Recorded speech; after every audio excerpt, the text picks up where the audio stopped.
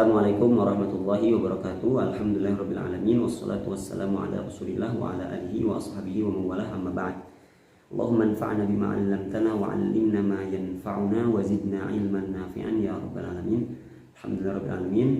Para sahabat semua, kembali lagi di channel ini, channel ngaji bahasa Al-Qur'an, channel yang membahas Al-Qur'an, membahas bahasa Arab dan kemukjizatan Al-Qur'an yang dikaitkan dengan keindahan bahasa Arab. Sudah lama sekali saya tidak membuat video, dan insya Allah pada kali ini saya ingin mencoba kembali membuat video yang membahas tadi awal channel ini dibuat. Dan jika sebelumnya saya membuat video itu tanpa menggunakan kitab, ya, membuka satu buku, karena memang awalnya channel ini dibuat hanya untuk sekedar sharing-sharing keilmuan yang saya dapatkan, yang saya baca, bukan untuk konteks dalam karya ilmiah ataupun dalam debat ilmiah. Tetapi karena beberapa masukan, jadi beberapa masukan yang menyebutkan lebih bagus menggunakan referensi agar lebih bisa dipertanggungjawabkan. Nah, dalam kesempatan ini saya akan membahas buku, kitab, dan insya Allah ini akan berseri, dalam arti akan terus di tiap video akan saya bahas kitab ini. Kitab ini bernama Mura'atul Maqam Fit Ta'biril Qur'ani. Mura'atul Maqam Fit Ta'biril Qur'ani. Mura'atul Maqam Fit Ta'biril Qur'ani ini karangannya Dr. Fadil Shalih As-Samirra'i.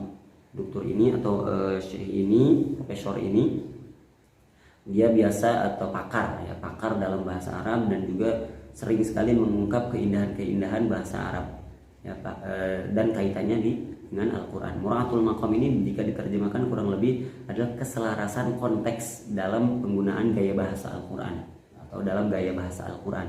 Nah, di pertama, di muqaddimah, dokter ini menyebutkan bahwa memang Quran ini sering atau sangat sekali memelihara konteks ini, ya, yura'il maqam fit ta'bir, dalam gaya bahasanya.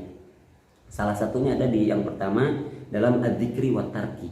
Adzikri wa tarki ini artinya penyebutan dan tidak disebutkan. Banyak sekali di dalam Al-Quran di ayat ini disebutkan, tetapi di ayat lain tidak disebutkan, atau lebih menggunakan penyebutan ini dibanding penggunaan kalimat lainnya yang memang sepertinya bagus dalam disimpan ketika di situ, gitu ya.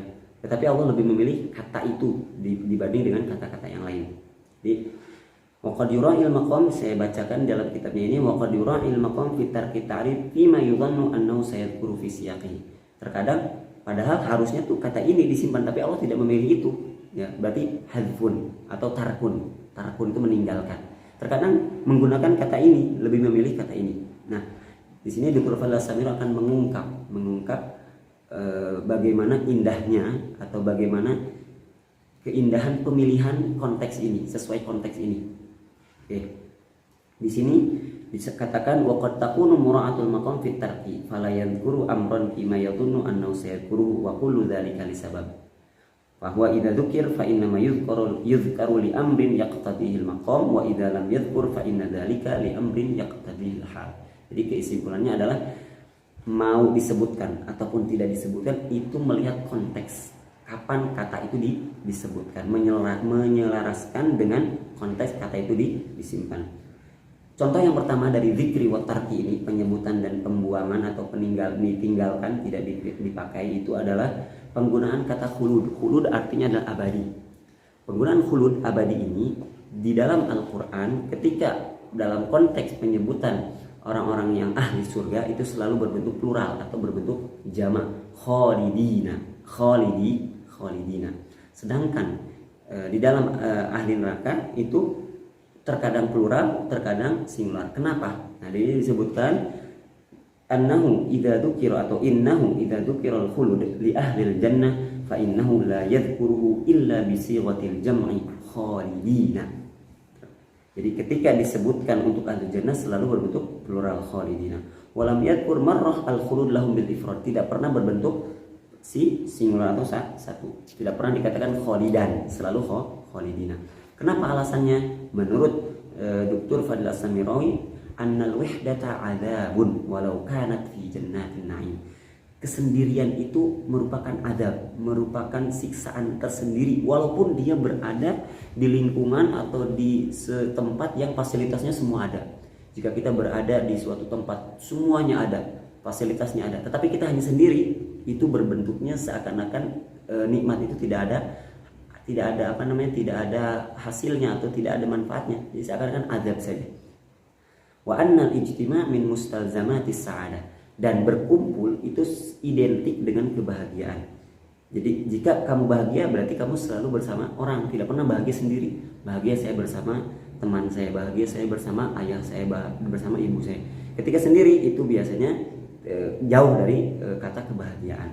Jadi kesimpulannya, menurut Dr. Fadil As-Samirai, alasannya itu menyelaraskan dengan konteks, yaitu ketika ahlus sa'adah, disebutkan sa'adah itu ketika bersama orang-orang, ya.